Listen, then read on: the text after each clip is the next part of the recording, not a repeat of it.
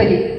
अशा पद्धतीने जेव्हा आपला ॲटिट्यूड असेल मुलीचा आणि मुलाचा दोघांच्या बद्दल मी बोलते, असं नाही की मुलगी आहे म्हणून तिने थोडं ऐकूनच घ्यायचं, मुलानेच त्याचं पारडं जड ठेवायचं, किंवा मुलाच्या नातेवाईकांनी पण मुलीचं पारडं कमी ठेवायचं, कमी महत्त्व द्यायचं. वरमाई हीच कन्सेप्ट आता नको राहिला, तर वधूमाई ही सुद्धा कन्सेप्ट आपल्याला हळूहळू या उपक्रमाच्या माध्यमातून राबवता यायला जेव्हा लागू, त्यावेळी मुलींचं जे काही अस्तित्व आहे या अस्तित्वाला आपण समान न्याय देऊ असं मला वाटतं. आता हेमंत मामांच्या बाबतीत मला इथे आल्या आल्या तुम्ही इथे छान मॅडम सूत्रसंचालिका मॅडम बोलत होत्या की रेशीम गाठी वगैरे वगैरे. तर रेशीम गाठी आहेत, रेशमासारख्या मऊ आहेत, पण गुंता झाला तर तो सोडवणंही नाकीनऊ येतं. अशा पद्धतीचं हे जे काही अवजड असं शिवधनुष्य आहे ते मामाने पेललंय. कारण मध्यस्थी करणारा हा चांगल्याचाही धनी होतो आणि वाईटाचाही धनी होतो. चांगलं झालं तर कोणी म्हणत नाही की तू चांगलं केलं, पण वाईट झालं तर यांच्यामुळे वाईट झालं, यांच्यामुळे वाईट झालं, अशा पद्धतीने ते सारखं सुरू राहतं. आणि मामाचा जो आहे हा छंद आहे, पॅशन आहे, आवड आहे, आणि एका समाजसेवेच्या भावनेतून ते करतात. आणि त्याच्याही पुढे जाऊन मला असं वाटतं की मामाला मिळालेला तो अनुवंशिक वारसा आहे. कारण मामांचे वडील जे होते, मामांच्या वडिलांनी माझ्याही वडिलांचं लग्न जमवलं होतं. त्यामुळे मला असं वाटतं की अनुवंशिकतेने हा वारसा पुढे आलेला आहे.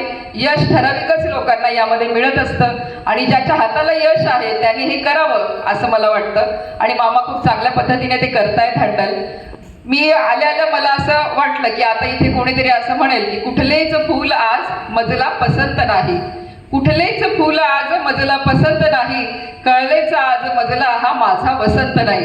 म्हटलं मामाचं नाव म्हणूनच कदाचित वसंत ऐवजी हेमंत असं आजोबांनी ठेवलं असावं असं मला त्या ठिकाणी वाटलं. कारण वसंतात चॉईस आहे, पण हेमंतामध्ये खूप सारे ऑप्शन समोर दिलेले आहेत आणि तुम्हाला निवडीचं आवडीचं फूल या ठिकाणी चॉईस करून त्याच्याशी रेशीमगाठ तुम्हाला बांधता येणार आहे. आणि अगदी मॅडमने सांगितलेलं एक वाक्यही मला फार आवडलं की तुझ्यासारखे 56 मिळतील. तर हाही ॲटिट्यूड मला वाटतं की आपल्या भाषेने किंवा आपल्या आयराणीमधून म्हटलं जातं ना की तुझ्यासारखा 56 मिळी जातील.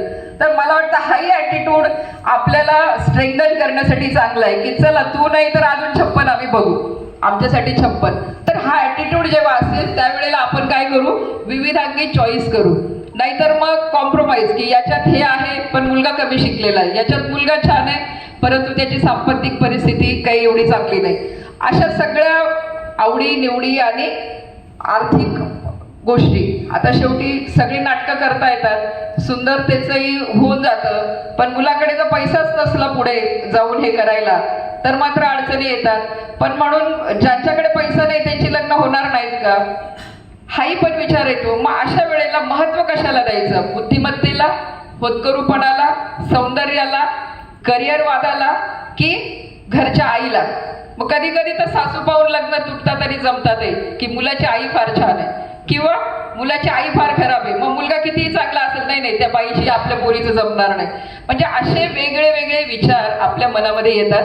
आता मी उपवर मुलीची आई आहे त्यामुळे मला माहिती आहे की आपल्या मनामध्ये किती शंका असतात की मुलीचं बघताना तिची मुलाचे आई वडील कसे आहेत, मुलगा किती कमावतो, मुलगा सुंदर आहे का, मुलाची उंची ठीक आहे का, तब्येत चांगली आहे का, मुलाला व्यसन आहे का, मुलाला कर्ज आहे का. आता असे अनेक पॅरामीटर्स समोर येतात आणि मग ह्या सगळ्या पॅरामीटर्समध्ये कुठेतरी 19-20 होत असतं. उंची आवडली तर सौंदर्य तितकं आवडणार नाही, सुंदर मुलगा असला तर आईचा प्रॉब्लेम आहे, आईचा आहे आई चांगली आहे तर मुलाची उंची कमी आहे. असे इतके 100 प्रकारचे प्रश्न आपल्याला सतावत असतात. पण मला वाटतं मामाने हा जो प्लॅटफॉर्म आपल्याला दिलेला आहे, एक अतिशय सुंदर छत असलेलं घर आपल्याला त्यांनी दिलेलं आहे. आणि मग मी अगदी विनोदाने त्यांना म्हणेल की असे कसे हो घरमालक, असे कसे हो घरमालक, घर आम्हाला दिले, फुटक्या कौलारातून गळती नक्षत्रांची फुले. अतिशय छान अशी नक्षत्रांची फुलं त्यांनी आमच्यासाठी वेचून आणलेली आहेत आणि या नक्षत्राच्या फुलामधून आपल्या नक्षत्राला अनुरूप होईल असं नक्षत्र आपण निवडून घेणं, याच्यासाठी मिळालेला हा प्लॅटफॉर्म, ही सुवर्ण संधी मला वाटतं समाज बांधवांनी हिचा जास्तीत जास्त वापर करून आपली समोरची जी पिढी आहे किंवा आपल्यावर जे आलेलं अरिष्ट संकट आहे की वयात आलेल्या मुला मुलींची लग्न कशी जमवायची, तर याचा अतिशय सुंदर सोल्युशन, सुंदर उत्तर त्यांनी दिलेलं आहे. विश्वासार्हता असलेलं मंडळ जेव्हा आपल्या समोर असतं, जिथे कुठेही ऑनलाईन फसवाफसवीचे चान्सेस नसतात, अशा ठिकाणी आपण आपल्या आवडीचं स्थळ शोधणं आणि या मी म्हणते तसं की फुटक्या कौलारातून गळतील नक्षत्राची फुले. मान्य आहे की आर्थिकदृष्ट्या खूप स्ट्रॉंग मंडळ झालेलं नाही, कारण आपल्याकडे ती पद्धत नाही अजून की जो कोणी काही चांगलं करत असेल त्याला स्ट्रेंथन करण्यासाठी आपण काय हातबोट लावू शकतो हे आपल्याकडे शक्यतो पाहिलं जात नाही. ज्याला जेव्हा गरज येते, म्हणजे मला पण आता कळलं की मामाची गरज किती आहे, म्हणजे गरजेपुरताच मामा